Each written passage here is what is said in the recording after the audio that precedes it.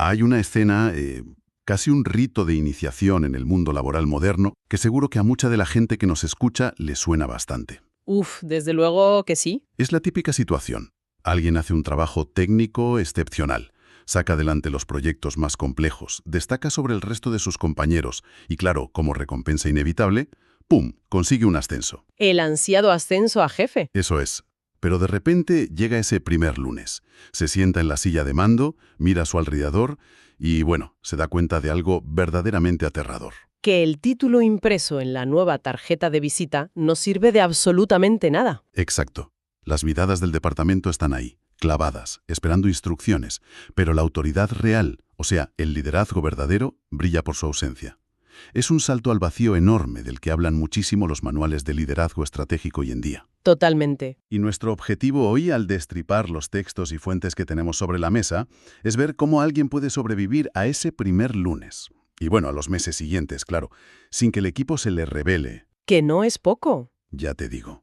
Vamos a intentar extraer en este análisis a fondo de nuestras fuentes la esencia de toda esta teoría, para convertirla en una guía táctica, muy práctica, para quien acaba de asumir un puesto de gestión. Pues me parece una misión fantástica, porque, a ver, ese salto a la gestión representa, digamos, la transición psicológica más crítica en cualquier carrera profesional. Sí, cambia todo por completo. Exacto. Implica destruir por completo la forma en la que se medía el éxito hasta ese mismísimo momento.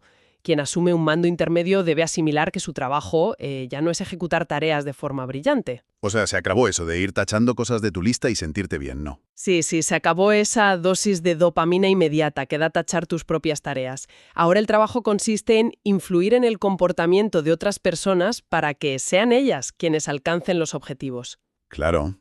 Y desde un punto de vista puramente analítico, esto requiere abandonar la ilusión del control absoluto. Hay que soltar las riendas de la ejecución directa y remangarse, bajar al barro para abrazar la facilitación. Es literalmente un cambio de identidad profesional. Madre mía, es que suena hasta vertiginoso. Y bueno, para organizar ese trabajo diario, el primer bloque de nuestras fuentes insiste en que hay que entender qué significa realmente ser un líder en el entorno actual. Porque claro, no tiene absolutamente nada que ver con lo que dictaban los manuales de hace 30 o 40 años. Nada, ni de lejos. En los modelos tradicionales, los de las fábricas del siglo XX, la relación era puramente transaccional. Se resumía en un ordeno y superviso. Sí, un esquema súper rígido. Eso es. Una mente pensaba y 10 pares de manos ejecutaban. Sin más. El problema es que intentar aplicar ese modelo anticuado en el entorno actual, bueno, conduce al colapso directo. Ya, no tiene sentido. Hoy en día, la complejidad técnica es altísima. El conocimiento es completamente repartido. Ningún directivo sabe más de programación o de diseño o de ventas que las personas que están todo el día metidas en las trincheras. Claro, ¿el equipo es el especialista? Exacto. Entonces, si un equipo se enfrenta a un imprevisto y depende de un modelo tradicional, se paraliza por completo. Los trabajadores se cruzan de brazos, esperando a que el jefe dicte la solución. Y ese jefe se convierte en el cuello de botella. Letal. Un cuello de botella letal. Por eso, el modelo actual exige dinamitar ese ordeno y superviso y sustituirlo por un marco objetivos y colaboro. Qué buena forma de verlo. Yo lo visualizo mucho con la diferencia entre, no sé, un coche teledirigido y un sistema GPS. A ver, cuéntame eso. Pues que el jefe tradicional es ese micromanager que tiene un mando a distancia en la mano e intenta apretar los botones de acelerar o girar de cada miembro del equipo constantemente. Uf, agotador. Y muy poco eficiente. Exacto. En cambio, el mando actual funciona como un GPS. Introduce el destino final, explica a dónde hay que llegar y marca la ruta general. Pero si de repente el equipo se encuentra con una calle cortada o un atasco imprevisto, el líder confía en que el conductor al volante elija la mejor alternativa. Sin necesidad de pedir permiso para girar en la siguiente esquina, claro. Eso es. Y esto nos lleva a una fricción constante en los textos. El choque entre el poder formal y el liderazgo real. Porque claro, el poder formal te lo da un papel, el organigrama. Pero el real no viene de serie con el cargo. ¿Qué va? La desconexión entre ambos mundos es enorme. Las fuentes lo ilustran con mucha crudeza. Hay personas con el cargo de director con despachazo que no generan el menor seguimiento en su equipo. Ninguno. Y al mismo tiempo, seguro que a todos nos viene a la mente alguien, hay empleados sin ningún tipo de galón que son los referentes absolutos para sus compañeros. Totalmente.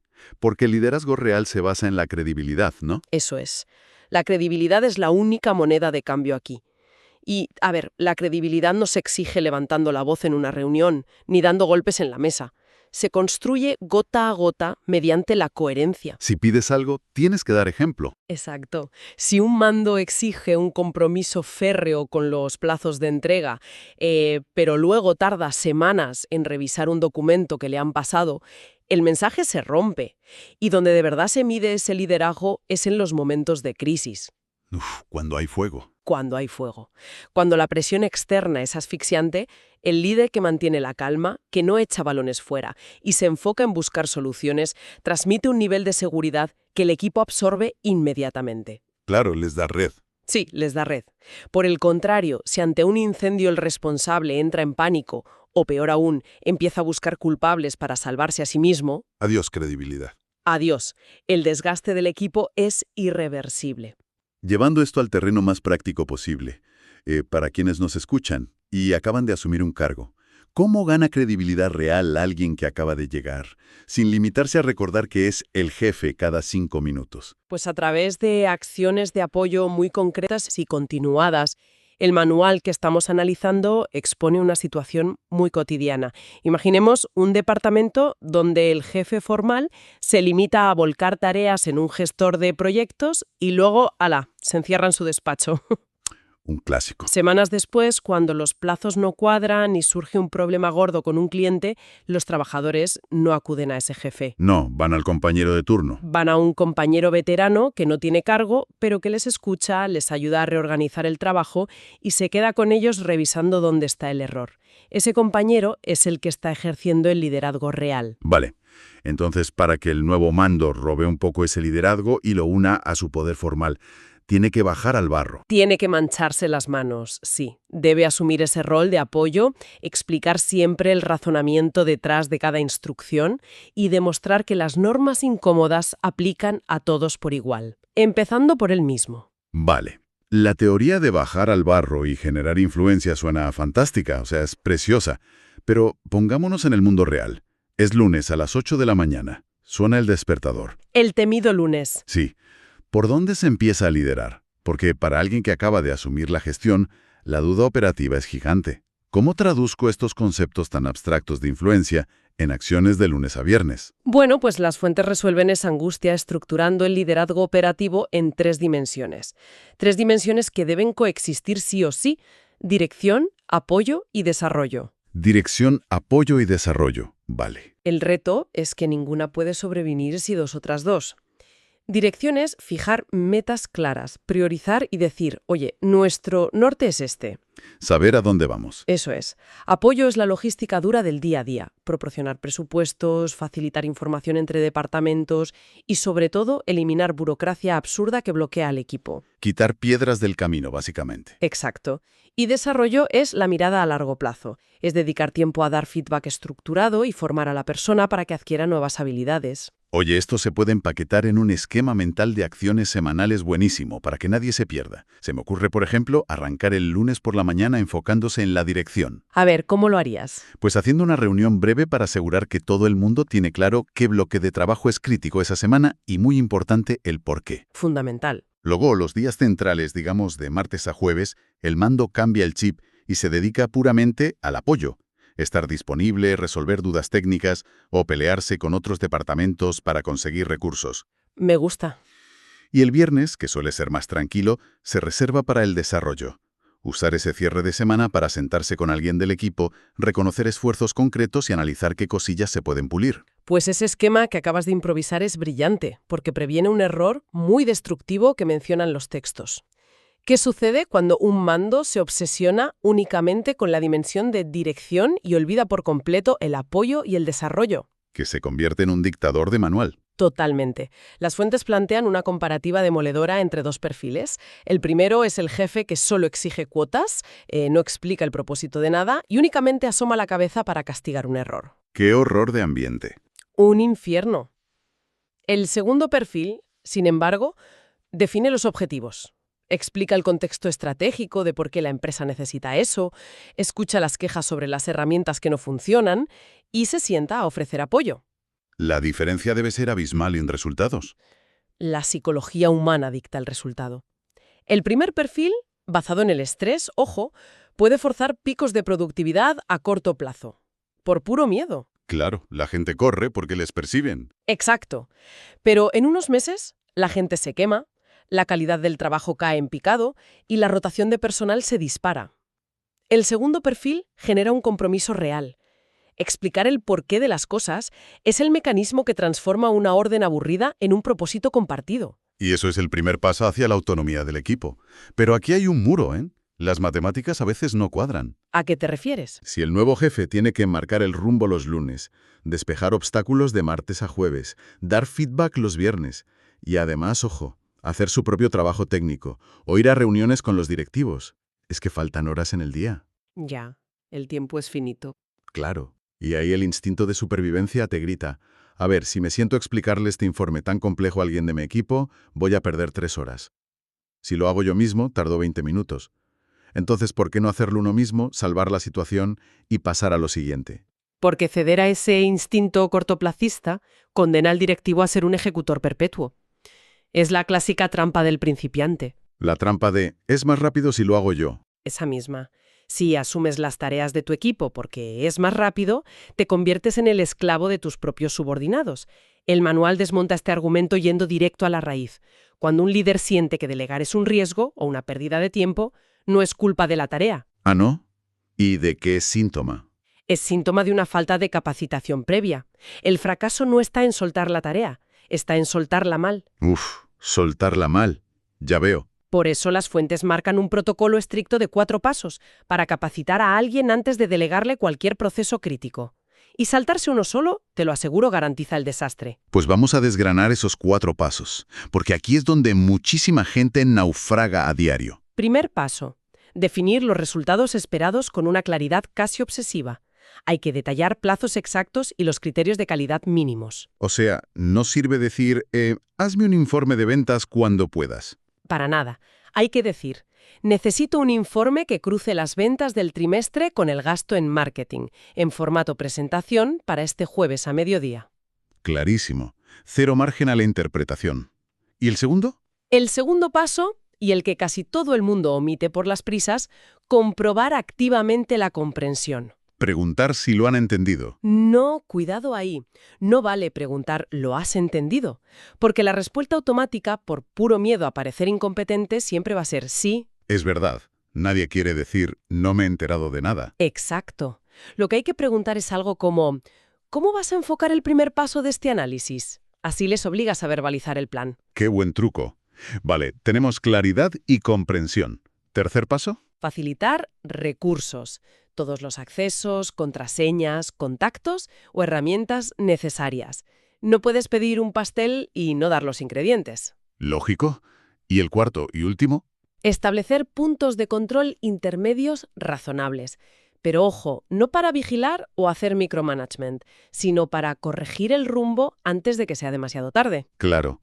Ese cuarto paso es la diferencia entre delegar y abandonar a alguien a su suerte. Porque hay una diferencia enorme entre delegar una tarea cualquiera, que a veces es simplemente pasarle el marrón a otro, y el concepto de empowerment del que hablan las fuentes. El empowerment son palabras mayores. Totalmente. Porque transfiere autoridad real. Implica decirle a alguien, oye, tienes un presupuesto de 500 euros para resolver quejas de clientes sin tener que pedirme permiso. Usa tu criterio. Eso es. Si alguien de atención al cliente tiene que mandar un correo al jefe cada vez que un usuario pide un reembolso de 5 euros, el sistema colapsa por burocracia. Y cuando el proceso de delegar se hace bien, se acaba llegando a la cima. Los grupos de trabajo autodirigidos. El santo grial de la gestión. Eso dicen. Pequeñas células dentro de la empresa que organizan sus propias vacaciones, se reparten el trabajo y resuelven sus conflictos internos de forma autónoma. Llegar a ese nivel es el máximo exponente del éxito. El líder ahí deja de asignar tareas y pasa a ser un proveedor de recursos. Pero claro, el camino hasta llegar ahí tiene tela. Está lleno de baches. Me imagino que no es un camino de rosas, ¿no? ¿Qué va? Al dar poder y autonomía, la gente inevitablemente va a cometer errores, se va a enfrentar a decisiones difíciles y va a sufrir bloqueos. Y es en esos momentos de frustración cuando el líder debe intervenir, pero no para rescatarles, resolviendo el problema. sino para hacerles crecer. Exacto. Y es fascinante cómo el texto exige que el mando domine dos herramientas muy distintas para estas situaciones, el coaching y el mentoring. Mira, esta distinción me parece fundamental porque en el día a día corporativo se usan como sinónimos constantemente, y no lo son en absoluto. Se confunden muchísimo. Las fuentes los separan de maravilla. Imagínate a un empleado que lleva, no sé, 3 semanas seguidas entregando tarde una auditoría importante. Si el mando aplica el mentoring, la dinámica consiste en transferir experiencia pura y dura. A ver, ponme el ejemplo. Se sienta con el empleado y le dice, mira, cuando yo hacía estas auditorías, el problema siempre era recopilar las facturas. Yo usaba esta plantilla de Excel y configuraba estas alertas. Te la paso para que la uses. Pone la solución en bandeja basada en su propio historial. Exactamente. El mentoring es conocimiento que fluye de arriba hacia abajo. Es decir, yo sé hacer esto, te enseño mi atajo. Pero el coaching opera desde la psicología totalmente opuesta. Es más de tirar del hilo, ¿no? Sí, parte de la premisa de que el trabajador ya tiene los recursos para resolver el problema, pero necesita ayuda para ordenar sus ideas. En ese mismo escenario de la auditoría, el directivo que aplica coaching no da ninguna plantilla. ¿Qué hace entonces? Tierra Kurtatiek aplica una escucha activa genuina y lanza preguntas abiertas. Le dice, ¿qué obstáculo concreto te está impidiendo llegar a la fecha del viernes? ¿O qué alternativas se te ocurren para agilizar la revisión? Obliga a la persona a pensar. Eso es. Le obliga a analizar su propio proceso y a comprometerse con una solución ideada por ella misma. Es un proceso puramente socrático. Y el manual ofrece ejercicios inmediatos buenísimos para poner esto en práctica. Lo primero de todo es morderse la lengua. Cuesta muchísimo. Ya te digo. Ante un problema, el instinto del jefe es disparar la respuesta porque cree que ahorra tiempo. El ejercicio es obligarse a hacer al menos 2 preguntas abiertas antes de emitir ninguna opinión. Me lo apunto, es buenísimo. Otra práctica indispensable que marcan es el feedback estructurado, para corregir sin destruir. En lugar de soltar una crítica personal del tipo, esta presentación con el cliente ha sido un desastre, estabas muy nervioso.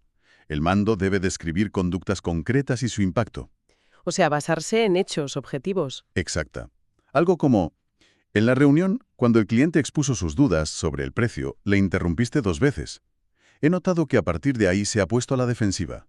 ¿Qué impacto crees que ha tenido esa interrupción y cómo lo manejarías la próxima vez? Así, atacas a la conducta, no a la identidad. Es que ese tipo de feedback desactiva los mecanismos de defensa del cerebro inmediatamente.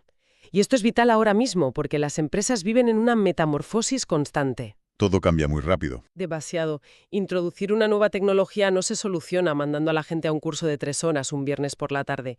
El aprendizaje continuo requiere combinar el coaching para vencer los miedos a lo nuevo con el mentoring para enseñar los trucos del programa. Pero hay una advertencia escrita en rojo en las fuentes. A ver, alerta roja. Que sin una empatía real de fondo, todas estas preguntas abiertas del coaching sonan a interrogatorio policial. Y eso genera un rechazo absoluto por parte del trabajador. El rechazo y el miedo. Buf. Esto nos sitúa ante el escenario más complejo de todos los que tratan los textos. Supongamos que el nuevo líder ha hecho los deberes, ha ganado credibilidad, da apoyo, delega de maravilla y tiene el equipo súper motivado. El paraíso corporativo. Sí. Todo fluye. Y de repente, un martes cualquiera, llega un correo de la alta dirección anunciando una reestructuración masiva. El temido correo. Hay que fusionar departamentos, cambiar el software principal y, por si fuera poco, alterar los objetivos del año. ¿Cómo gestiona este líder semejante terremoto sin que cunda el pánico, se desplome la productividad y la gente empiece a mandar currículums a la competencia? Pues mira, la gestión del cambio impuesto es la prueba de fuego definitiva. Lo que ocurre en la mente humana ante un cambio así de sorpresivo es un episodio de disonancia cognitiva grave. El cerebro se pone a la defensiva. Total. Se activan barreras psicológicas enormes. Primero, el miedo visceral a la incompetencia. El pensar, no voy a saber usar este nuevo sistema y me van a despedir. Segundo, la ansiedad ante la incertidumbre. Y tercero, la sensación de pérdida de control. Si el directivo ignora todo esto. Si lo ignora y se limita a reenviar el correo exigiendo cumplimiento, la resistencia del equipo destruirá el proyecto, ya sea con sabotaje silencioso o con quejas constantes. Por eso el Modeo impone 5 pasos innegociables para el cambio: diagnóstico, comunicación, formación, implementación y seguimiento. Detengámonos en el primer paso, el diagnóstico. Porque muchas empresas se lo saltan porque, bueno, tienen prisa. Si la decisión ya está tomada arriba, ¿para qué perder tiempo diagnosticando cómo se siente la gente abajo? Pues porque si te saltas el diagnóstico y pasas a la formación, corres el riesgo de estar enseñando a la plantilla a usar un paracaídas cuando lo que realmente necesitan es un chaleco salvavidas. ¡Qué gran analogía! Es que el diagnóstico es lo que revela cuáles son los miedos específicos de ese equipo para poder desactivarlos. Y una vez hecho eso, pasas a la regla de oro. Explicar el por qué mucho antes de detallar el cómo. El contexto lo es todo. Exacto. Si a un empleado le dices, a partir de mañana usamos este nuevo escáner, lo va a ver como un capricho molesto de los de arriba. Pero si primero le explicas, oye, estamos perdiendo un 20% de los paquetes por fallos del sistema antiguo, y eso pone en riesgo los contratos, el cerebro humano encuentra una justificación racional. Y el esfuerzo de aprender cobra sentido. Aquí es donde la figura del mando intermedio deja de ser, digamos, un simple loro que repite órdenes corporativas, para convertirse en algo crítico. ¿Un amortiguador? Me encanta esa imagen. Un amortiguador. Piensa en la suspensión de un coche. Si la directiva toma una decisión drástica, equivale a pasar por un bache enorme a 100 por hora. El líder es el amortiguador que absorbe ese impacto. Transforma un golpe brutal en una vibración manejable. Exacto. Permite que el equipo siga trabajando sin salir volando por la ventana. Filtra el ruido, adapta los plazos y da herramientas. Y ojo que ese amortiguador funciona en ambas direcciones. Hacia arriba también. Por supuesto. Una función crítica durante un cambio es recoger el impacto que viene de abajo. Debe escuchar las frustraciones de los trabajadores que prueban el nuevo software y ven que faltan cosas, y elevar esa información a la dirección de forma constructiva. Para que ajusten el plan. Si no existe ese puente bidireccional, los ejecutivos seguirán creyendo que todo es perfecto, mientras que los trabajadores estarán al borde del colapso. Dar voz a esas sugerencias es la forma más rápida de transformar la resistencia en participación. Pues es una síntesis perfecta de la inmensa responsabilidad que recae sobre quien decide liderar. Al destilar toda esta teoría de las fuentes, queda un mapa muy claro. Liderar no es rellenar hojas de evaluación ni dar discursos vacíos. Para nada. Requiere una metamorfosis total, pasar de ser el ejecutor estrella a convertirse en el facilitador en la sombra.